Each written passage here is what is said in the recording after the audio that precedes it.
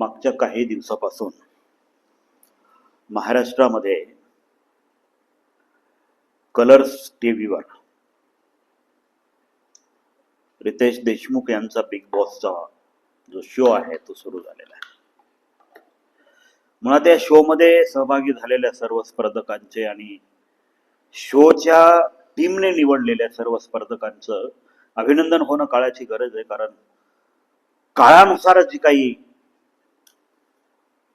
प्रारूप बदलत असतात त्याला आपण स्वीकारलं पाहिजे, नाही याच्यातला भाग नाही आहे. त्यामध्ये दिव्या शिंदे ह्या मुलीचा सुद्धा निवड करण्यात आलेली आहे. ती स्वतःला सरकार म्हणून घेते. हा डिफरंट पार्ट झाला, कारण लोकशाही शिकायला आणि ती समजून घ्यायला तिला थोडासा वेळ लागेल.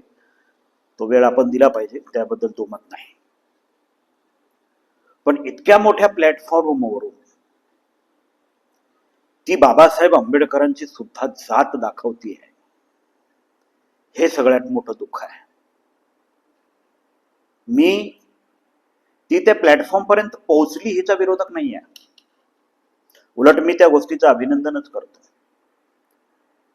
पण जिथं आपण नाचायला जातो ना, तिथं नाचलंच पाहिजे. तिथं जर आपण गाणं गात बसलो तर लोक बोर होतील. आणि जिथं आपण गाणं गायला जातो तिथं आपण गाणंच गायलं पाहिजे. जर तिथं नाचायचा कार्यक्रम सुरू केला तर लोक मूर्खात काढतील. समजा आपण एखाद्या ठिकाणी क्रिकेट खेळायला गेलो आणि त्या ठिकाणी जर आपण व्हॉलीबॉल खेळायला सुरुवात केला तर लोकांच्या रिएक्शन काय असतील हे मी तुम्हाला सांगायला नको. तसाच काहीसा प्रकार तिच्या एंट्रीने झाला. खरं तर महाराष्ट्राचा सुपरस्टार, अतिशय संवेदनशील माणूस आणि एक माणूस म्हणून रितेश देशमुखला आपण महाराष्ट्रातली सगळीच तरुण मंडळी लाईक करते, त्यात काही मॅटर नाही. इतका मोठा माणूस ह्या काल परवाच्या मुलीला, जी बिग बॉस मध्ये एंटर झालेली आहे, नम्रपणे, किती नम्रपणे रितेश देशमुख तिला नमस्कार करतायत. ती मुलगी म्हणजे इतकी हुल्लड आहे, इतकी अनमॅच्युअर आहे, जातीच्या मानसिकतेनं ती इतकी ग्रासलेली आहे की ती रितेश देशमुखला साधा नमस्कार सुद्धा करत नाही. आणि पुढे जाऊन जर आपण बघितलं तर तिथून पुढे निघालेले तिच्या तोंडातले जे शब्द आहेत ना, ते खरंच रितेश देशमुख सारख्या नम्र आणि संवेदनशील माणसाला सुद्धा खालीमान घालायला लावणारे आहेत, है ना. त्याचा सुद्धा अपमान करणारी शब्द आहेत. त्यामध्ये मग तो जय भीमचा शब्द असेल, जय शिवराजचा शब्द असेल, जय अण्णाचा शब्द असेल किंवा जय जोहारचा शब्द असेल.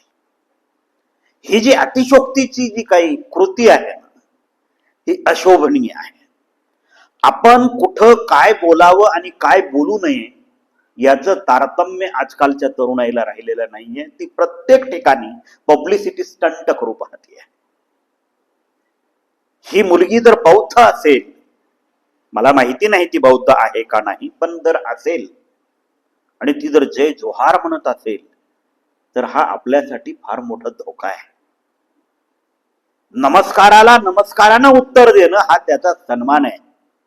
नमस्काराला इतर प्रश्नांनी उत्तर देणं, इतर प्रतीकांनी उत्तर देणं हा त्या नमस्काराचा सुद्धा अपमान आहे.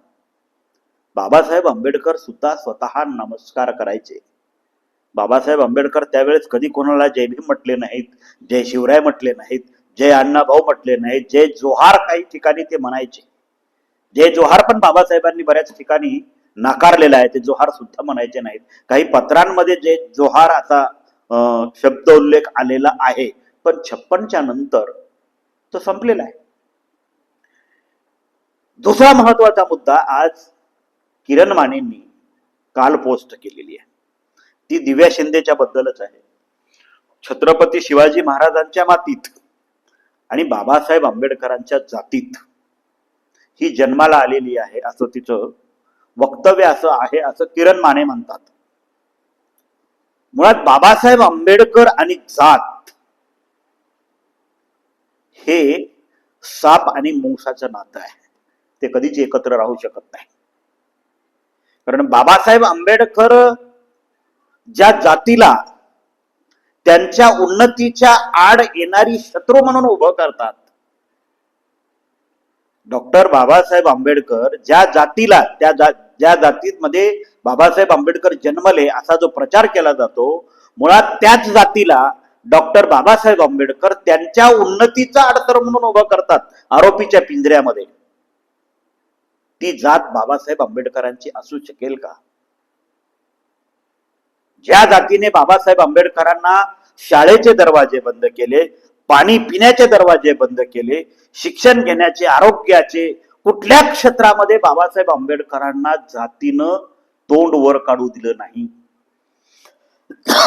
बाबासाहेब आंबेडकरांनी स्वतःच्या कर्तृत्वाने त्याच जातीला संपवलेलं आहे. पण आमच्या डोक्यातली बाबासाहेब आंबेडकरांबद्दलची जी जात आहे ती आमच्याच डोक्यातून जात नाहीये. ती इतरांकडून अपेक्षा आम्ही काय करावी? जर दिव्या शिंदे सारखी व्हॉट्सअप युनिव्हर्सिटी मधून, फेसबुक युनिव्हर्सिटी मधून तयार झालेली, तिला आता आपण काय काय बऱ्याचशा पदव्या दिल्या जात आहेत, ज्या पोरीला इतकं साधा ज्ञान नाही की बाबासाहेब आंबेडकरांनी जाती व्यवस्थाच नाकारलेली आहे, त्यामुळं आपण बाबासाहेब आंबेडकरांच्या जातीत जन्माला आलोय असं म्हणणं म्हणजे बाबासाहेब आंबेडकरांच्या विचाराचा सरळ सरळ आपण खून करतोय. इतकं सुद्धा ज्या व्यक्तीला कळत नाही, ज्या मुलीला कळत नाही, त्या मुलीकडून समाज आज अपेक्षा लावून बसलेला आहे.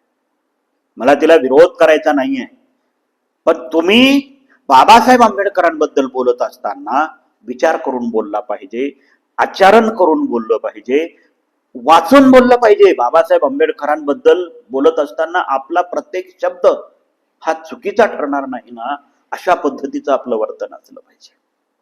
बाबासाहेब आंबेडकरांच्या जातीत ती जन्मली. आता बाबासाहेब आंबेडकरांची जात जिवंत ठेवणारे तुम्ही कोण?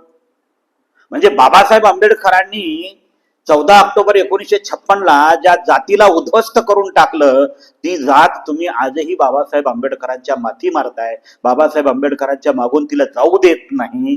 यापेक्षा दुर्दैव अजून कोणतं असू शकतं? है ना? नाचायच्या फळामध्ये फक्त नाचकाम करायचं असतं, तत्वज्ञान शिकवायचं नसतं. बिग बॉस हा एक मनोरंजनाचा कार्यक्रम आहे. तिथं जाऊन इतिहासाच्या मायेला घोडे लावू नका, ही आमची मराठवाड्यातली भाषा आहे.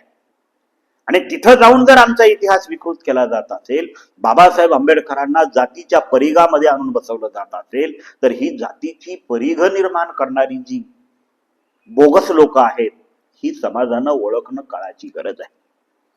एखादा व्यक्ती आपला आहे म्हणून आपण ज्यावेळेस त्याला डोक्यावर घेऊन नाचतो, त्यावेळेस तोच व्यक्ती जर दुसऱ्या मार्गाने आपल्या कानामध्ये सू करत असेल, तर अशा व्यक्तीला खांद्यावर आणून आपटलेलं वेळी चांगलं असतं.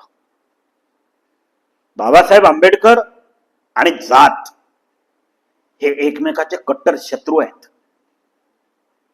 है ना? बाबासाहेब आंबेडकरांमुळं जात अस्तित्व संपुष्टात आणायची वेळ आलेली होती. बाबासाहेबांनी ते संपुष्टात आणलेलं आहे. बाबासाहेब आंबेडकर जातीमुळे नाही आहेत, त्यांच्या कर्तृत्वामुळे महान झालेले आहेत. त्यामुळं बाबासाहेब आंबेडकरांना जातीशी जोडणं किंवा मी त्यांच्या जातीत जन्माला आले अशा पद्धतीचा प्रचार करणं, हे खरं तर बाबासाहेब आंबेडकरांच्या विचारांची हत्या करण्यापेक्षा कमी आहे असं मला तरी वाटत नाही.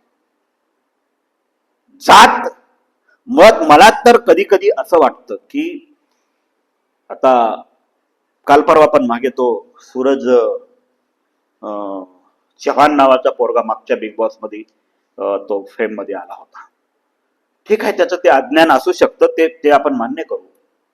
अरे, जिथं बाबासाहेब आंबेडकर जर जन्माला आले नसते तर सूरज चव्हाण सारख्या रामोसी जातीतल्या मुलाला बिग बॉस फेम कुणी बनवला असता का? पण ते बेअरली मर्यादेच्या मुळे हे सगळं झालं, देवाच्या मुळे हे सगळं झालं, म्हणजे ते बोंबलत फिरतं. म्हणजे ते त्याचं अज्ञान आहे, है ना? ते त्याचं अज्ञान आहे, त्याला त्याच्याबद्दल ज्ञान कुणी दिलं नाही. पण आपण ज्या कुळामध्ये जन्माला आलेलो आहोत, आपण ज्या धर्मामध्ये जन्माला आलो आहोत, आपण ज्या संस्कृतीमध्ये जन्माला आलो आहोत, ती संस्कृती, तो वंश, ते कुळ बाबासाहेब आंबेडकरांनी निश्चित केलेला आहे. त्यामुळे बाबासाहेब आंबेडकरांची जात, बाबासाहेब आंबेडकरांच्या महापरिनिर्वाणानंतर पण तुम्ही बाबासाहेब आंबेडकरांच्या माथी मारायचा प्रयत्न करू नका.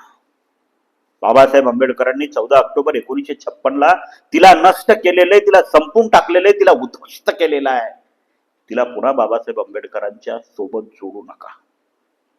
हा, आम्हाला याचा अभिमान वाटला असता जर दिव्या शिंदे म्हणाले असती की मी बाबासाहेब आंबेडकरांच्या बुद्धाच्या कुळामध्ये जन्माला आलेली आहे, बाबासाहेब आंबेडकरांच्या वंशामध्ये नागवंशामध्ये जन्माला आलेली आहे, बाबासाहेब आंबेडकरांच्या जातीत जन्माला आलेली आहे. हा काय प्रकार आहे?